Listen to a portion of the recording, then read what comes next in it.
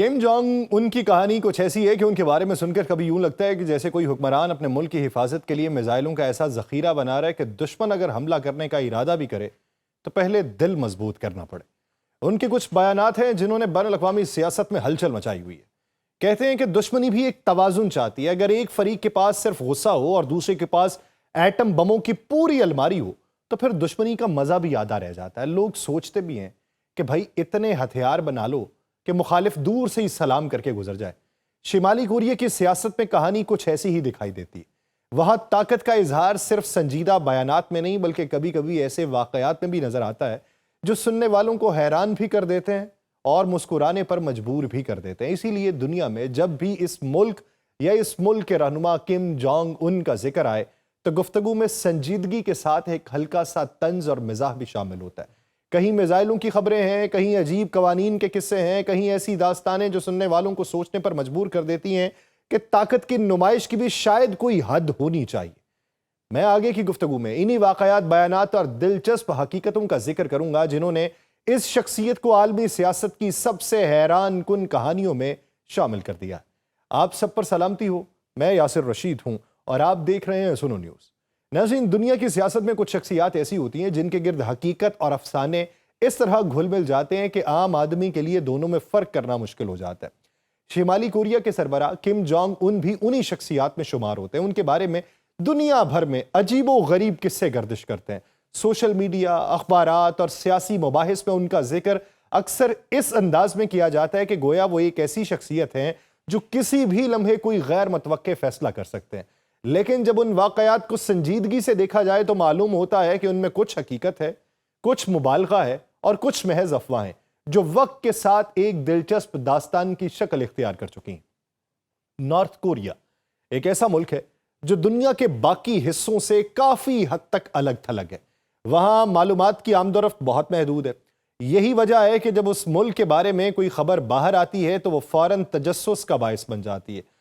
معلومات کی کمی ہمیشہ قیاس آرائیوں کو جنم دیتی ہے اور یہی وجہ ہے کہ کم جونگ ان کے بارے میں بھی ایسے بہت سے واقعات ہیں جو بظاہر ناقابل یقین محسوس ہوتے ہیں۔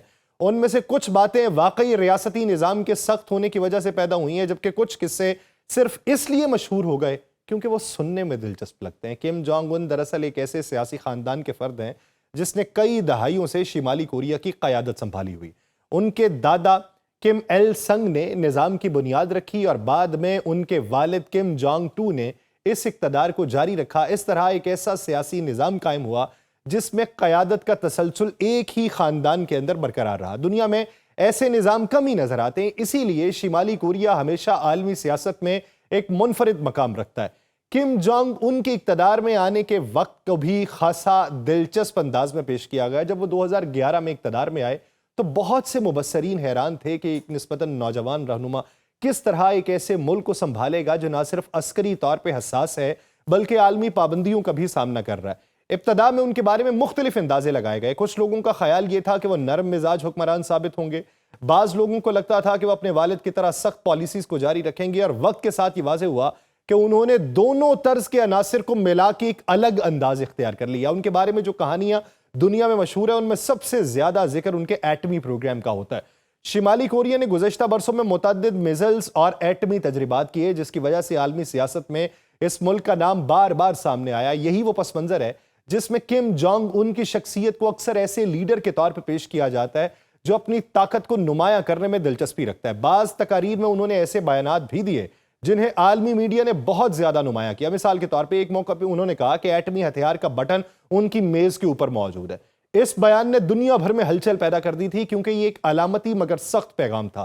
اسی طرح ان کے بالوں کے انداز کے بارے میں بھی بہت سی باتیں مشہور ہیں۔ سوشل میڈیا پہ اکثر یہ دعویٰ کیا جاتا ہے کہ شمالی کوریا میں کوئی شخص ان جیسے بال نہیں کٹوا سکتا یا حکومت نے مخصوص ہیئر سٹائل مقرر کر رکھے ہیں۔ حقیقت یہ ہے کہ شمالی کوریا میں واقعی کچھ حد تک ریاستی اصول موجود ہیں جو لباس اور ظاہری انداز سے متعلق ہوتے ہیں، لیکن ان کے بارے میں جو انتہائی سخت کہانیاں سنائی جاتی ہیں کہ ان جیسے بال کوئی نہیں کٹوا سکتا، یہ مبالغہ آمیز ہے۔ انٹرنیٹ کی دنیا میں چھوٹی سی بات بھی بعض اوقات اس قدر بڑھا دی جاتی ہے کہ وہ حقیقت سے بالکل مختلف نظر آنے لگے۔ ایک اور بڑا مشہور قصہ ہے کہ شمالی کوریا میں رہنماؤں کی تصاویر ہر گھر میں لگانا لازمی ہے اور اگر ان تصاویر پہ گرد بھی پڑ جائے تو سخت سزا دی جائے گی۔ حقیقت یہ ہے کہ اس ملک میں ریاستی رہنماؤں کے لیے احترام کا ایک مخصوص کلچر موجود ہے۔ عوامی مقامات اور گھروں میں ان کی تصاویر عام طور پہ نظر آتی ہیں، لیکن اس کے ساتھ جو سخت ترین سزاؤں کی کہانیاں سنائی جاتی ہیں وہ زیادہ تر مبالغہ یا سوشل میڈیا کی پیداوار ہے۔ ایسے قصے اس لیے بھی مقبول ہیں کیونکہ لوگ بند معاشروں کے بارے میں غیر معمولی باتیں سننے میں دلچسپی رکھتے ہیں۔ پھر شمالی کوریا کے بارے میں ایک اور دلچسپ بات یہ ہے کہ وہاں بڑے پیمانے پر ریاستی تقاریب اور اجتماعات ہوتے ہیں، اور ان تقاریب میں ہزاروں لوگ شریک ہوتے ہیں اور انہیں خاص انداز میں ترتیب دیا جاتا ہے۔ ان اجتماعات کی تصاویر جب دنیا میں پھیلتی ہیں تو بہت سے لوگ حیران رہ جاتے ہیں کہ اتنے بڑے پیمانے پہ عوامی مظاہرے کیسے ممکن ہوتے ہیں۔ اس کے بارے میں بعض لوگ یہ کہتے ہیں کہ یہ سب ریاستی نظم و ضبط کا نتیجہ ہے، جبکہ کچھ اسے مظاہرہ کہتے ہیں جس کے ذریعے حکومت اپنی طاقت دکھاتی ہے۔ کم جونگ ان کے بارے میں یہ بھی کہا جاتا ہے کہ وہ اچانک کئی دن تک منظر سے غائب ہو جاتے ہیں اور پھر کسی تقریب میں دوبارہ ظاہر ہوتے ہیں، اور یہ کہا جاتا ہے کہ وہ کہتے ہیں مجھے ڈھونڈ لو۔ 2020 میں ایسا واقعہ پیش آیا تھا جب وہ کچھ ہفتوں تک عوامی سطح پہ نظر نہیں آئے تھے۔ اس دوران دنیا بھر میں افواہیں پھیلیں کہ شاید وہ بیمار ہیں یا ان کے ساتھ کوئی غیر معمولی واقعہ ہے، لیکن بعد میں وہ ایک فیکٹری کے افتتاح میں نظر آئے اور یہ افواہیں ختم ہو گئیں۔ اس واقعے کے بعد کہانیاں یہ پھیلیں کہ کم جونگ ان غائب ہو جاتے ہیں، بہت سے علاقوں سے گھومتے ہوئے اپنے محل میں جا نکلتے ہیں اور لوگ انہیں ڈھونڈتے رہتے ہیں۔ یہ معلومات کی کمی جو ہے یہ قیاس آرائیوں کو جنم دیتی ہے۔ شمالی کوریا کے بارے میں یہ تصور بھی عام ہے کہ وہاں ہر چیز سخت ریاستی کنٹرول میں ہے، حتیٰ کہ میڈیا اور تفریح بھی۔ اس میں کچھ حقیقت ضرور ہے کیونکہ وہاں کا میڈیا زیادہ تر ریاستی پالیسی کے مطابق چلتا ہے۔ یہی وجہ ہے کہ طنزیہ، کارٹون یا سیاسی تنقید عام طور پہ نظر نہیں آتی۔ بہت سارے کہتے ہیں کہ کارٹونز پہ انہوں نے پابندی خود لگائی، لیکن ریاستی کنٹرول میں ہے۔ یہ کہا گیا کہ کارٹونز کے اندر کم جونگ ان کو یہ لگتا ہے کہ ان کو فلمایا گیا ہے، لیکن اس بارے میں جو انتہائی عجیب کہانیاں ہیں جیسے کسی مخصوص رنگ کے کپڑے یا کھانے پر مکمل پابندی، وہ زیادہ تر غیر مصدقہ معلومات کے اوپر ہے۔ کم جونگ ان کی شخصیت کے گرد جو پراسراریت پائی جاتی ہے اس کی ایک بڑی وجہ یہ ہے کہ شمالی کوریا کی قیادت خود کو ایک علامتی انداز میں پیش کرتی ہے۔ ان کے یہ بھی معلوم نہیں پڑتا کہ بچے کتنے ہیں، بچے ہیں بھی تو ان کے نام کیا ہیں، نام معلوم بھی ہیں تو سرکاری میڈیا نام جو ہے وہ شائع نہیں کرے گا یا نہیں بولے گا۔ ہاں، ان کی جو بیٹی 15 سال کی ہے ان کے بارے میں بھی نام نہیں بولا جاتا، سرکاری میڈیا ریسپیکٹڈ لیڈی یا محترم بیٹی کہہ کے پکارتا ہے۔ فوجی مشقیں، میزائل تجربات اور قومی تقریبات میں رہنماؤں کی تصاویر اس طرح جاری کی جاتی ہیں کہ وہ طاقت اور اعتماد کا پیغام دیں۔ یہ ایک پولیٹیکل ان کی اسٹریٹجی ہے جس کا مقصد اپنے ملک کے اندر اعتماد پیدا کرنا اور باہر کے ممالک کو ایک پیغام دینا ہوتا ہے۔ جب ہم کم جونگ ان کے بارے میں گردش کرنے والی کہانیوں کو مجموعی طور پہ دیکھتے ہیں تو ایک دلچسپ حقیقت سامنے آتی ہے۔ ابھی ایران کی جنگ میں انہوں نے بظاہر یہ کہا تھا کہ میرے جو لوگ ہیں وہ ایران کے اندر موجود ہیں، لیکن اگر کسی ایک کو بھی کچھ ہوا تو میں بغیر پوچھے اس جنگ کے اندر کود جاؤں گا۔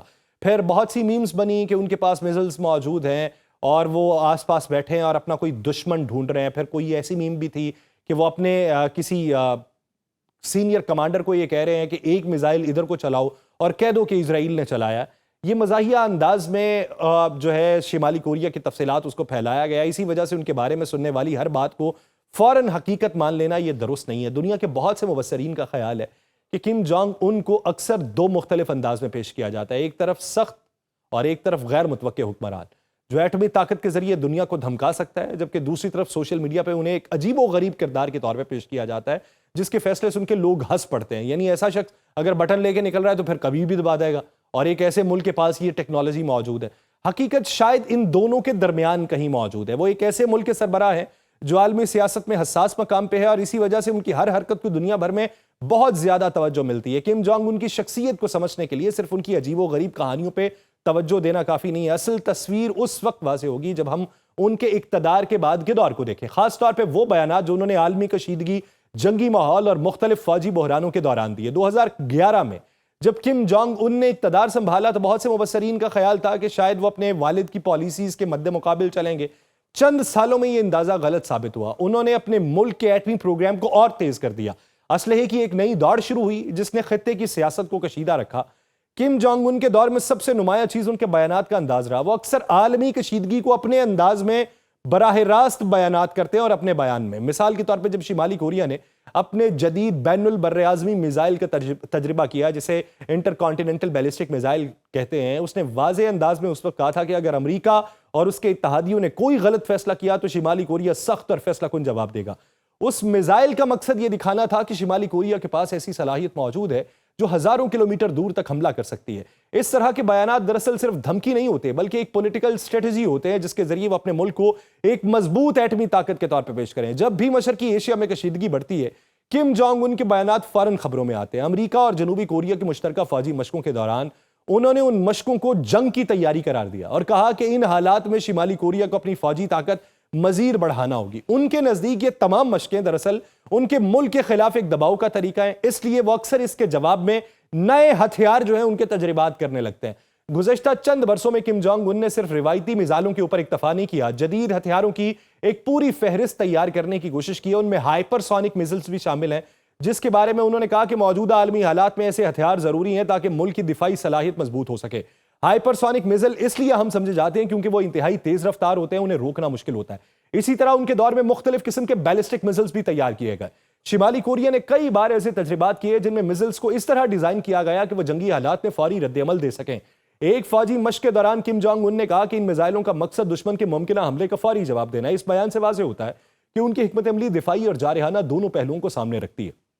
کم جونگ ان کے اقتدار میں آنے کے بعد شمالی کوریا نے صرف میزائل نہیں، بحری فوج کو بھی مضبوط کیا۔ حالیہ برسوں میں انہوں نے نئے جنگی بحری جہازوں کی تیاری کا منصوبہ شروع کیا اور ایک رپورٹ کے مطابق انہوں نے ایک نئے جنگی جہاز کا معائنہ کرتے ہوئے کہا کہ مستقبل میں ہر سال مزید جنگی جہاز تیار کیے جائیں گے تاکہ بحری طاقت کو ایٹمی صلاحیت کے ساتھ جوڑا جا سکے۔ ان بیانات سے کیا لگتا ہے کہ وہ ایک ایسا کھلنڈرا سا صدر ہے کہ جو کبھی بھی چاہے گا کسی ملک کے اوپر حملہ آور ہو جائے گا؟ اگر حملہ آور ہونا ہوتا، اگر کسی کی مدد کرنا ہوتی تو اب تک کم جونگ ان جو ہیں وہ ایران میں اپنی فوج بھیجنے کا فیصلہ کر چکے ہوتے ہیں۔ لیکن اس سے یہ ظاہر ہوتا ہے کہ اپنے ملک کے لیے پالیسی اور ہوتی ہے، بیانات کے مقاصد اور ہوتے ہیں اور دبدبہ قائم رکھنے کی پالیسی اور ہوتی ہے۔ تو اس لیے باتوں کو ازرہ تفنن لیا کریں اور اسی کے بیچ میں گزارا کر لیا کریں، لیکن اتنا بھی ازرہ تفنن نہ لیں کہ کسی ایک کردار کو جوکر کے مترادف ہی قرار دے دیا جائے۔ مجھے دیجیے اجازت، اللہ نگہبان۔